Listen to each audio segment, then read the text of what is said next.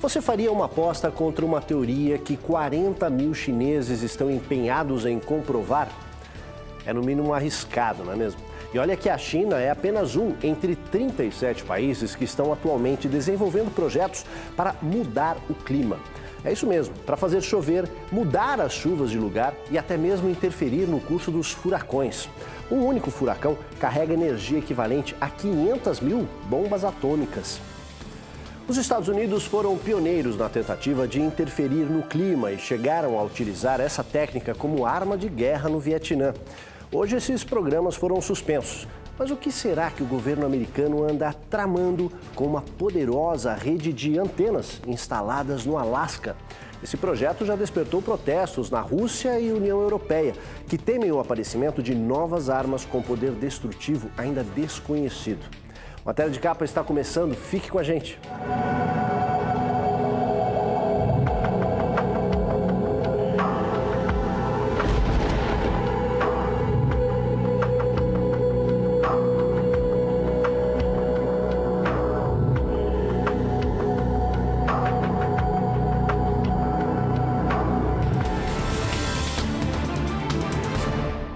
Chuvas e inundações na Europa e Ásia, seca prolongada nos Estados Unidos e no Brasil, tempestade de neve no deserto. Neve no deserto? É isso mesmo. O clima anda cada vez mais estranho.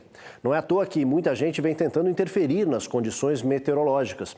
Fazer chover é só um dos objetivos. Há quem pense em mexer com a energia dos furacões.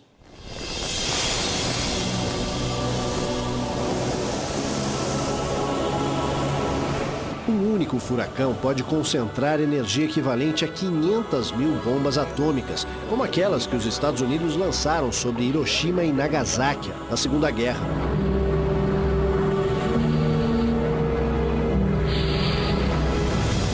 Há muito tempo, os cientistas vêm tentando domar a força dos furacões. Teoricamente, isso seria possível ao bombardear as nuvens antes que o furacão alcance a potência máxima. A energia seria dispersada e a tormenta poderia até mudar de curso. Na verdade, os Estados Unidos já fizeram várias experiências nesse sentido. A partir de 1962 e durante várias décadas, esquadrilhas de até 10 aviões da Força Aérea Americana mergulharam no olho dos furacões. Ao mesmo tempo em que registravam dados sobre a força dos ventos, direção e temperatura, os tripulantes bombardeavam as nuvens com iodeto de prata, a fim de provocar a precipitação. O projeto foi suspenso em 1983, em meio a uma série de controvérsias, até de origem política.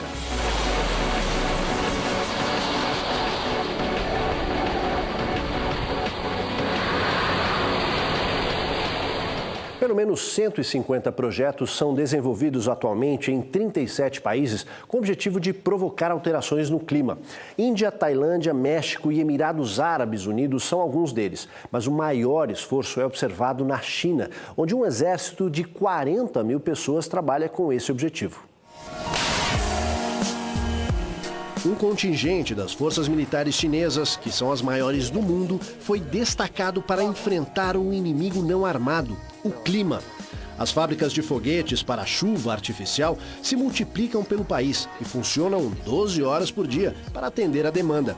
Esse gerente revela que teve de aumentar a carga horária de seus operários e as linhas de montagem não param de produzir para atender às metas do governo. Nas fábricas, os foguetes contendo produtos químicos, principalmente iodeto de prata, vão direto para os veículos equipados com lançadores para bombardear as nuvens. Este ano, a seca na China atinge novos recordes e a aposta dos técnicos é de que as chuvas artificiais podem ajudar a amenizar o problema.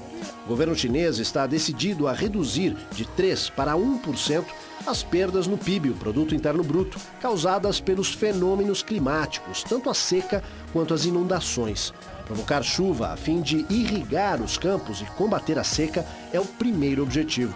Os chineses também apostam no aperfeiçoamento dessa tecnologia, de maneira que seja possível controlar o regime de chuvas a ponto de concentrar as precipitações em determinadas áreas e na melhor época para os agricultores. No futuro, esperam alcançar uma meta que os Estados Unidos já tentaram e aparentemente não conseguiram, que é o desvio do curso dos furacões. Daí o fato de que 40 mil técnicos, pesquisadores e especialistas em clima foram mobilizados para esta tarefa na China. Esse exército de funcionários conta com 7 mil baterias antiaéreas e 5 mil lançadores de foguetes adaptados para bombardear nuvens. Aqui no Brasil, as tentativas de pulverizar nuvens para provocar chuvas começaram há muito tempo. E tem um brasileiro que garante, ele faz chover. O nome dele é Takeshi Imai. Há uma década ele inventou um método para semear nuvens.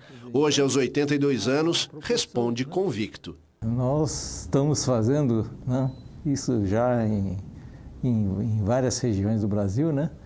E é possível, sem dúvida.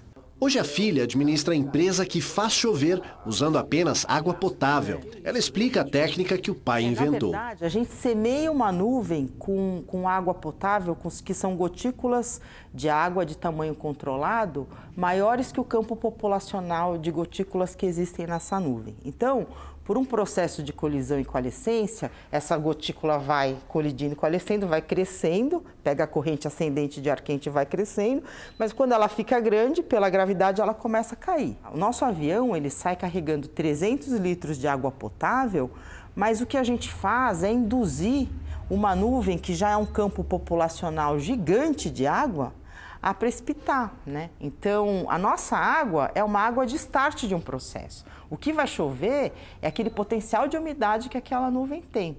Para que tudo funcione, é preciso um mínimo de nebulosidade. Então, eles se transformaram em caçadores de nuvens, com informações que vêm do radar e do monitoramento visual. A gente cruza essas informações e quando a gente percebe que é uma nuvem potencial se dirigindo para a nossa região alvo, nós disparamos a operação. A equipe sai e começa a fazer o trabalho de entrar na nuvem, semear com água potável, retornar para ela, até que essa nuvem comece a apresentar um crescimento vertical, sature e chova aonde a gente quer mais ou menos que ela chova, né?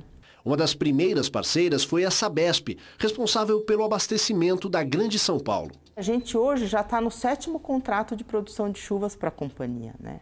Então, a gente atua no sistema Cantareira, que é um sistema que tem 300 mil hectares, e no sistema Alto Tietê, que tem 250 mil hectares, e os dois são responsáveis por abastecer água para 20 milhões de habitantes da região metropolitana de São Paulo.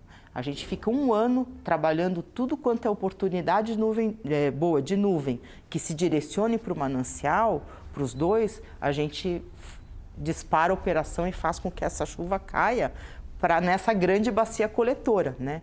A primeira reação das pessoas diante da proposta de fazer chover é de incredulidade.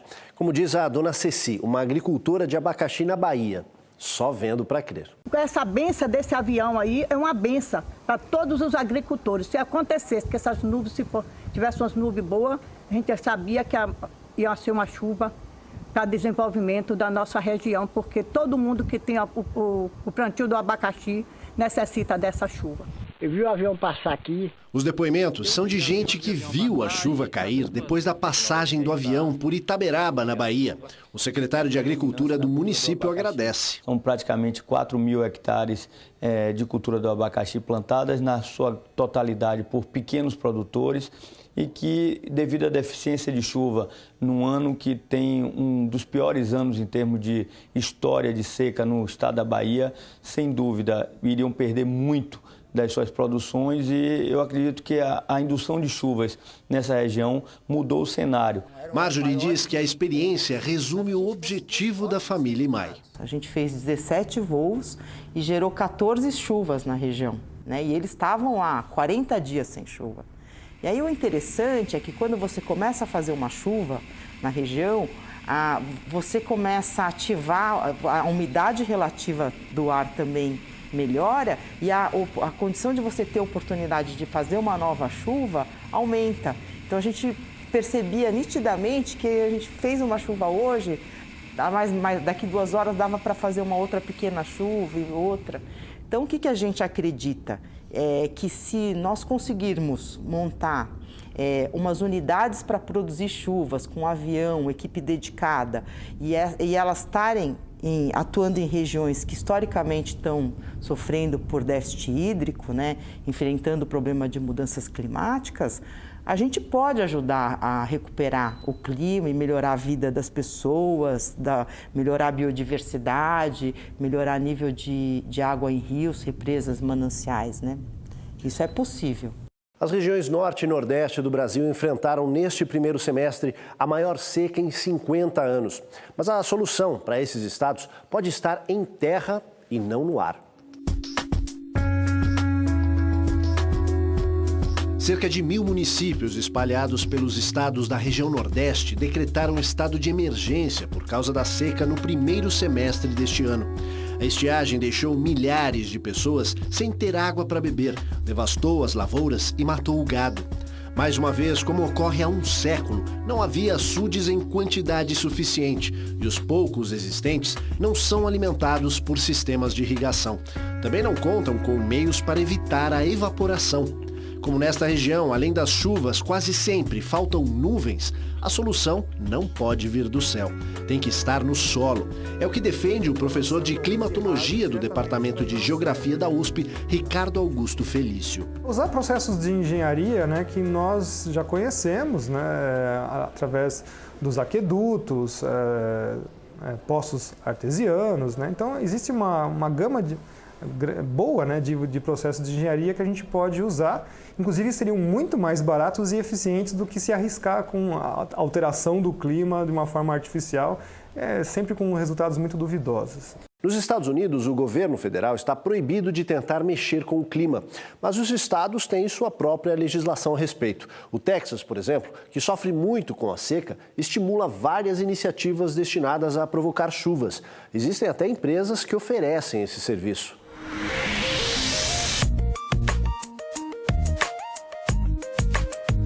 Um dos maiores produtores do setor agropecuário, Texas, é um dos estados americanos que mais investe em experiências para fazer chover, na tentativa de reduzir as perdas com estiagens prolongadas. Uma associação para a mudança no clima reúne dezenas de empresas que oferecem voos para fazendeiros e companhias de energia elétrica. Essas empresas precisam manter os reservatórios em nível adequado para garantir a geração. Empresas como a SOAR, sigla em inglês para Seeding Operation and Atmospheric Research, oferecem serviços de cloud seeding, ou seja, semear nas nuvens. Isto significa pulverizar as nuvens com iodeto de prata e outros produtos para provocar chuvas.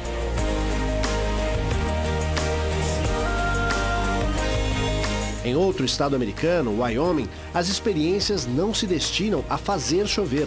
Ali, a expectativa dos pesquisadores é aumentar a camada de neve que cobre as montanhas, bombardeando as nuvens com iodeto de prata.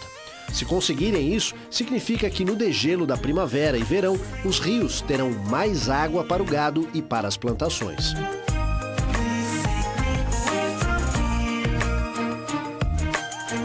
Há 3 fatos sobre as nuvens que poucas pessoas conhecem. Vamos ver quais são.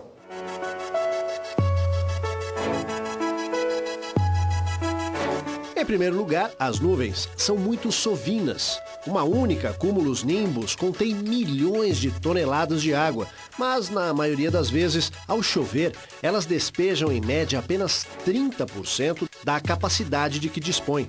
Segundo, embora pareçam limpas, quando olhadas à distância, as nuvens são sujas, porque contêm poeira, fumaça e outros poluentes que sobem com a evaporação.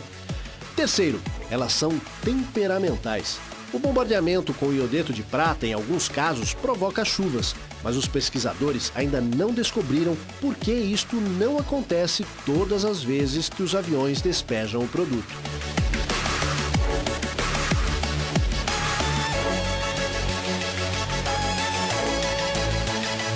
Daqui a pouco, você já imaginou o globo terrestre utilizando um imenso Ray-Ban?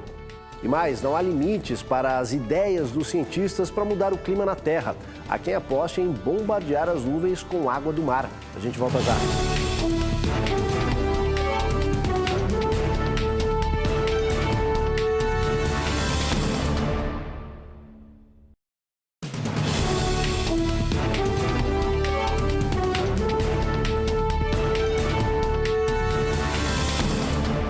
Papéis do Pentágono. Para quem não se lembra, este foi o nome dado a uma série de reportagens publicadas pelo New York Times há 4 décadas, que revelaram segredos militares dos Estados Unidos da época da Guerra do Vietnã.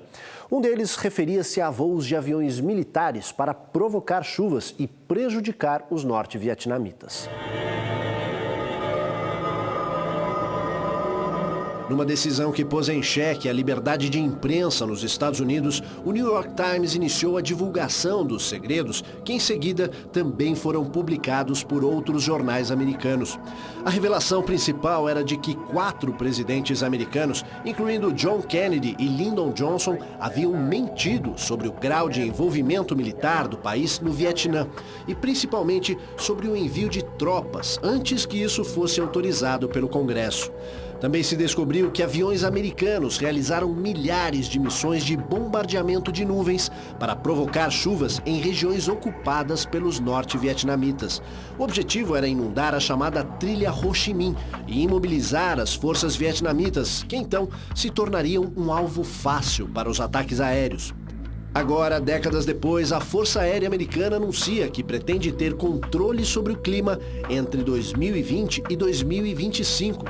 De acordo com denúncias feitas por especialistas em assuntos do meio ambiente, aviões militares americanos têm despejado toneladas de produtos químicos sobre as nuvens em diversos pontos do território dos Estados Unidos nos últimos anos.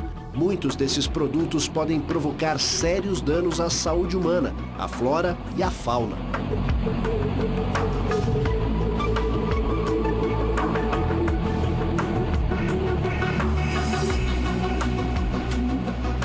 Bem antes do Vietnã, os Estados Unidos foram acusados de tentar interferir no clima para prejudicar outros países. Cuba e México se queixaram várias vezes.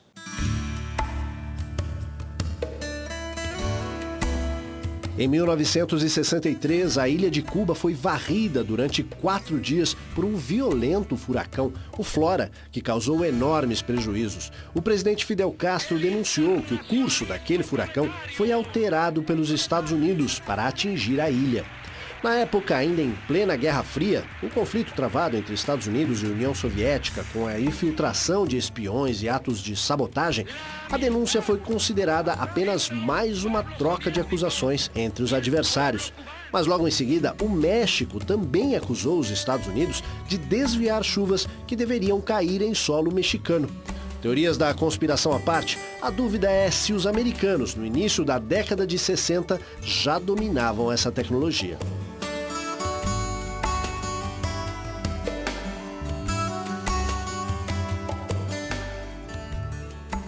Esses cientistas ousados e suas ideias corajosas. Afinal, bombardear as nuvens com água do mar para baixar a temperatura na Terra não deixa de ser uma proposta inusitada. E esperem para ver a máquina que eles inventaram para realizar esse bombardeio.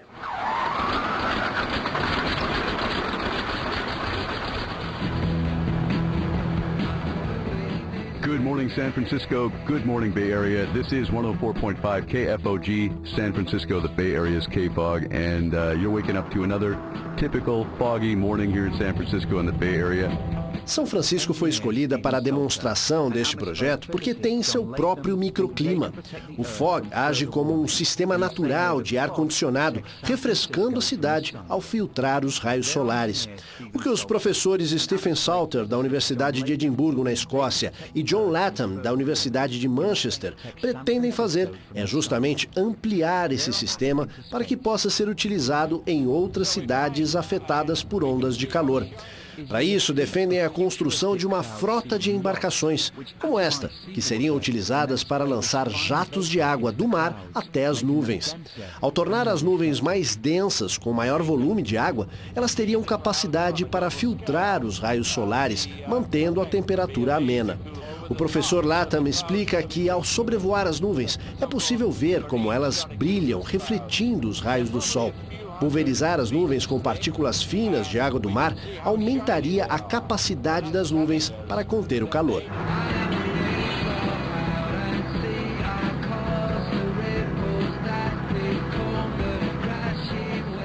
Você consegue imaginar o globo terrestre utilizando um imenso Ray-Ban? Isso mesmo, um gigantesco óculos para proteção contra o sol. Tem gente que já pensou nisso.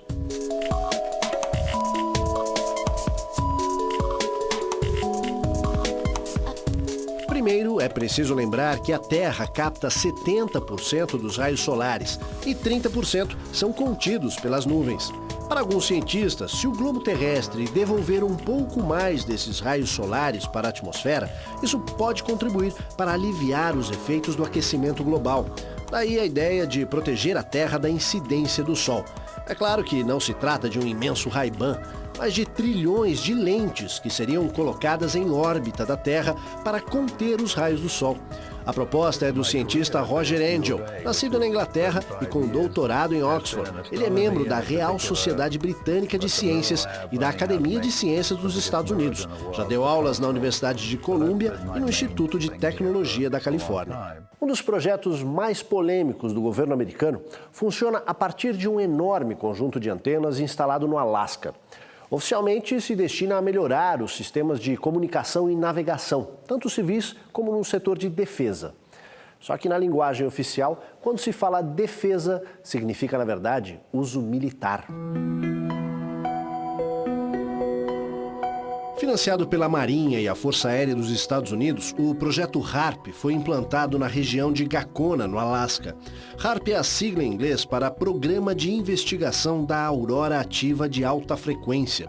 Na prática, são 180 antenas que transmitem sinais para a ionosfera, a camada superior da atmosfera terrestre, que leva esse nome por possuir uma grande quantidade de íons, ou seja, os átomos eletricamente carregados. Embora o governo americano assegure que o projeto se destina às comunicações e à defesa, esta garantia não foi suficiente para a Rússia, onde o governo pediu uma investigação a respeito. Até a União Europeia, aliada dos Estados Unidos, pediu a seus cientistas que investiguem esse programa. Há suspeitas de que as emissões das antenas de alta frequência podem interferir no clima da Terra ou servir como um primeiro passo para a chamada Guerra nas Estrelas, ou seja, a instalação de armamentos no espaço extraterrestre. Há até quem questione os efeitos desses sinais para a saúde humana, principalmente o cérebro. Para este cientista do INPE, especialista em ionosfera, o projeto HARP é uma importante pesquisa científica. Do ponto de vista científico, é extremamente importante um tipo de estudo dessa natureza, porque estudando como a ionosfera se comporta ao ser aquecida, você tem uma noção de como a ionosfera como um todo se comporta quando for aquecida pelo Sol. Essencialmente, eu não acredito que qualquer aquecimento em cima de um ponto específico possa fazer qualquer aumento significativo na temperatura da ionosfera. Ele também diz que a ionosfera não tem nenhuma influência conhecida sobre o clima terrestre, mas os raios cósmicos que incidem sobre ela, sim. A ionosfera só, não tem efeito nenhum sobre o clima na Terra. O que tem efeito sobre o clima na Terra são as radiações cósmicas, os raios cósmicos. Nós sabemos hoje que raios cósmicos são semeadores de nuvens. Então, raios cósmicos emitidos do centro galáctico, essencialmente pelo centro galáctico da nossa galáxia, Via Láctea, são formadores de nuvens na Terra. Então, o estudo do clima espacial como um todo, sim, a gente pode saber como está variando o fluxo de raios cósmicos. E sabendo como está variando o fluxo de raios cósmicos, nós temos uma noção de como será a distribuição de nuvens. Obviamente, isso é uma das variáveis. Formação de nuvem não é propriedade exclusiva dos raios cósmicos. Em instantes, sol e seca castigam diversos países, enquanto em outros o pesadelo é o excesso de chuvas. E mais, dá para imaginar uma cidade encostada no deserto do Saara ser coberta pela neve? A gente volta já.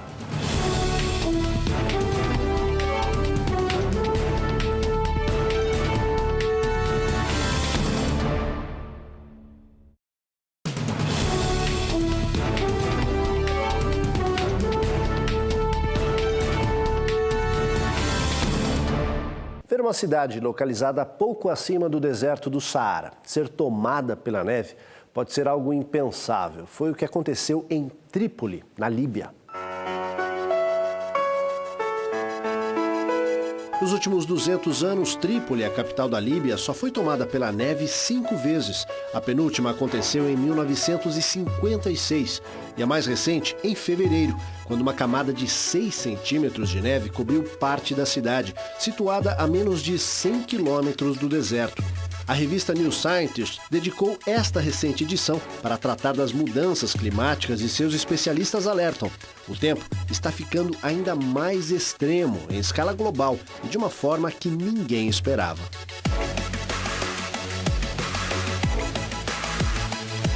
E esse tempo louco não dá trégua. Nos Estados Unidos, o calor e a seca atingiram números recordes. Enquanto falta água para alguns, outros se desesperam com as inundações que vêm ocorrendo na China, Japão e Rússia. Os Estados Unidos enfrentam um verão mais quente em mais de um século. Em estados como Texas, Arizona, Califórnia e até mesmo em regiões da costa leste, as temperaturas passaram de 40 graus. No centro-oeste, a área mais afetada, dezenas de pessoas morreram. Por causa da seca, 26 estados entraram na lista de áreas de desastre natural. O clima quente destrói plantações de milho e outros grãos. De acordo com o Departamento de Agricultura dos Estados Unidos, a safra de milho deste ano foi reduzida em 50%. Este agricultor de Iowa perdeu quase toda a colheita. Na Ásia, é a chuva que tem provocado estragos. Na China, as fortes tempestades afetam mais de 3,5 milhões de pessoas. No Japão, os moradores da ilha Kyushu, terceira maior do país, tiveram 26 mil casas arrastadas pela correnteza. Na Rússia, 170 pessoas morreram em consequência das inundações. A cada ano, cerca de 15 milhões de pessoas em todo o mundo são desalojadas de suas casas ou locais de trabalho no campo por conta de desastres naturais. Os dados são do Centro de Refugiados da Noruega, organização que monitora calamidades no mundo inteiro. É diante deste cenário que tantos pesquisadores esgotam seus esforços com experiências para provocar mudanças no clima.